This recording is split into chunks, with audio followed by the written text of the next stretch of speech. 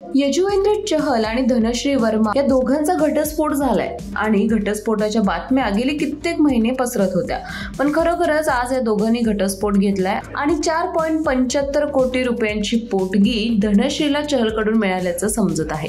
नेमकं पोटगी किती द्यायची असते किंवा नेमकी ही प्रोसेस होते कशी याबद्दलचा आजचा हा व्हिडिओ आहे।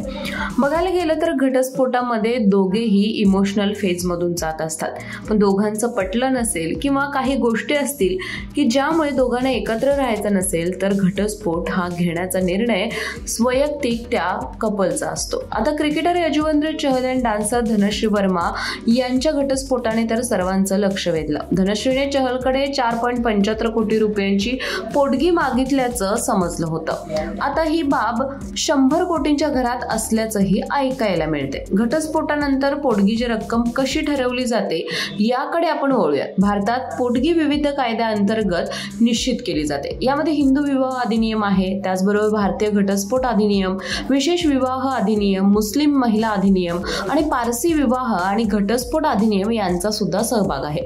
भारतात पोटगी विविध कायद्याअंतर्गत निश्चित केली जाते, ज्यामध्ये हिंदू विवाह अधिनियम आहे, विशेष विवाह अधिनियम, भारतीय घटस्फोट अधिनियम, मुस्लिम महिला अधिनियम आणि पारसी विवाह आणि घटस्फोट अधिनियम यांचा सहभाग आहे।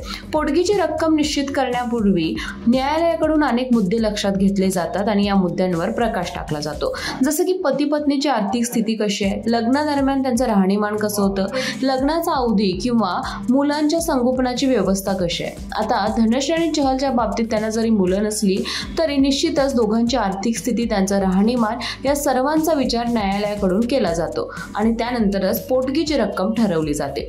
भारतीय कायद्यानुसार आर्थिक दृष्टीने कमकुवत पती किंवा पत्नीला अधिक कमावणाऱ्या पती किंवा पत्नीकडून आर्थिक मदत घेण्याचा अधिकार आहे।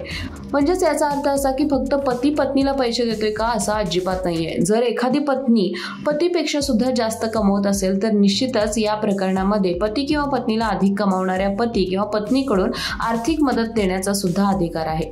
यामध्ये 2 प्रकारची आर्थिक मदत असते, जसे की अधिक कमावणारा पती किंवा पत्नी सर्वसाधारणपणे दुसऱ्या जोडीदाराला आर्थिक मदत करतो।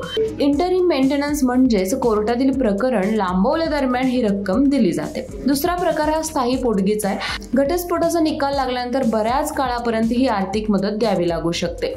कधी कधी पती पत्नी आपापसात चर्चा करून पोटगीची रक्कम ठरवतात, परंतु दोघांमध्ये रकमेवरून मतभेद असल्यास पोटगीची रक्कम कोर्टाकडून निश्चित केली जाते। ज्या पद्धतीने आता आपण यजुवेंद्र चहल आणि धनश्री वर्मा यांचा पाहतोय। पोटगीचा दावा करण्यासाठी पत्नीला तिच्या उत्पन्न आणि संपत्तीचे पुरावे सुद्धा कोर्टासमोर सादर करावे लागतात, त्याचबरोबर तिचा मासिक खर्च सुद्धा कोर्टासमोर सांगावा लागतो। यानंतर प्रकरणातील तथ्य आणि परिस्थितीच्या आधारे न्यायालयाला पती आणि पत्नी अशा दोघांच्या संपत्तीच्या वितरणावर निर्णय घ्यायचा असतो। यामध्ये स्त्री धन किती आहे, संयुक्त संपत्ती किती आहे, इतर संपत्तींचा समावेश काय आहे, या सर्वांचीच चर्चा केली जाते। दाम्पत्याकडे लग्नाच्या आधी संसारादरम्यान ही संपत्ती असते, या संपत्तीचा सुद्धा विचार केला जातो आणि यानंतरच कोर्ट ठरवतं की पोटगी कोण कोणास किती रुपये देणार आहे। तुम्हाला ही माहिती कशी वाटली नक्की कळवा आणि अशाच माहितीपूर्ण व्हिडिओसाठी ओनली मानिनीला जरूर सबस्क्राइब करा।